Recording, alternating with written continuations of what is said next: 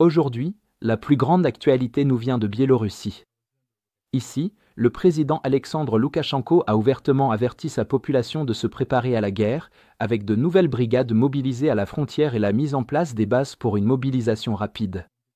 Des mesures concrètes sur le terrain confirment cet avertissement, alors que les prochains exercices militaires pourraient une fois de plus préparer le terrain à de nouvelles escalades majeures.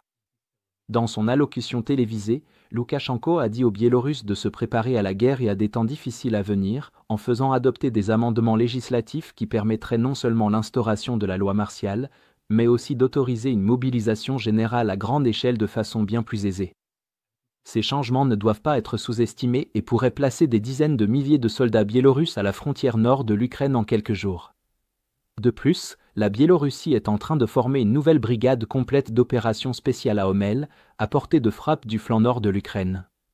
Cette brigade doit recevoir les nouveaux missiles balistiques Oreshnik russes, ainsi que des systèmes avancés de défense aérienne et de reconnaissance, venant compléter les lanceurs Iskander déjà présents dans la région, ce qui conférera à l'unité des capacités de frappe à longue portée, voire nucléaires.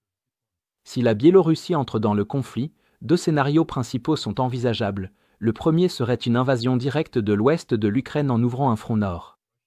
Les forces russes et biélorusses pourraient tenter de couper les routes d'approvisionnement terrestre de l'Ukraine depuis la Pologne et d'autres États de l'OTAN, interrompant ainsi le flux constant d'armes occidentales et isolant les troupes ukrainiennes à l'est. Autrement, une poussée vers Tcherniv pourrait ouvrir un autre front majeur le long de la seule autoroute de 60 km menant à la ville, un itinéraire que la Russie avait emprunté en 2022 sans succès, mais qu'elle pourrait tenter à nouveau avec des renforts biélorusses et des forces ukrainiennes dispersées.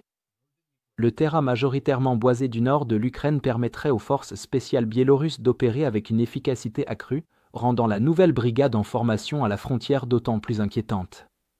Une telle opération constituerait une escalade extraordinaire, rejoignant officiellement la guerre et frappant en profondeur le territoire ukrainien, forçant l'Ukraine à détourner des forces du front et offrant à Moscou la possibilité de perturber l'approvisionnement occidental pendant des mois.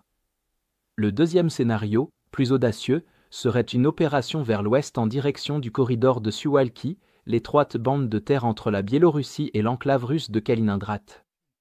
S'emparer ou menacer ce corridor relierait les forces russes dans la Baltique à leur allié à Minsk et diviserait le flanc et de l'OTAN en deux.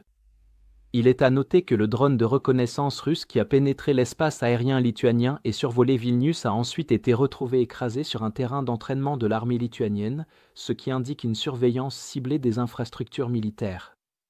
Officiellement, le drone était un leurre non armé Gerbera, mais son itinéraire suggère à la fois une reconnaissance délibérée de sites militaires lituaniens et une escalade des tensions avec les voisins baltes de la Russie.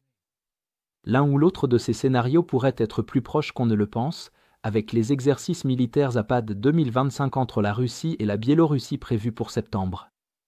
Ces manœuvres ont déjà servi à masquer des préparatifs d'opérations réelles, notamment lors de la même série Zapad fin 2021, qui a posé les bases et l'infrastructure pour l'invasion à grande échelle de l'Ukraine un mois plus tard.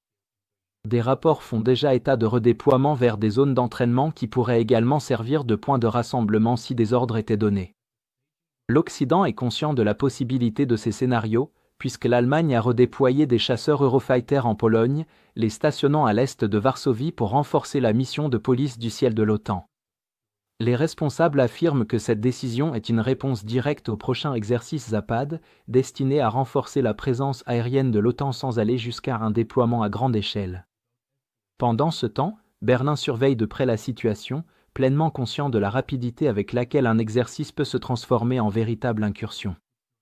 Dans l'ensemble, les préparatifs de la Biélorussie constituent l'escalade la plus sérieuse à la frontière nord de l'Ukraine depuis plus de 2 ans. La rhétorique de Loukachenko, soutenue par de nouvelles unités, des systèmes capables de porter des armes nucléaires et des changements juridiques radicaux, prépare le terrain à une participation ouverte à la guerre. Que l'objectif soit de frapper directement les lignes de vie occidentales de l'Ukraine ou de défier l'OTAN dans la Baltique, l'attaque pourrait survenir soudainement et avec l'effet de surprise.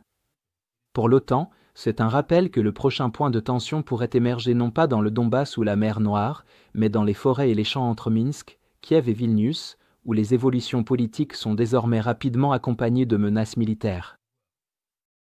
Si vous êtes contre l'invasion de l'Ukraine et que vous souhaitez soutenir le travail que je fais, pensez à vous abonner à notre site d'actualité indépendant. Vous y trouverez nos analyses stratégiques exclusives, des aperçus complets de tous les fronts et des vidéos d'analyse tactique régulières. En vous abonnant, vous montrerez non seulement votre soutien à cette chaîne, mais vous aiderez également à défendre le journalisme indépendant.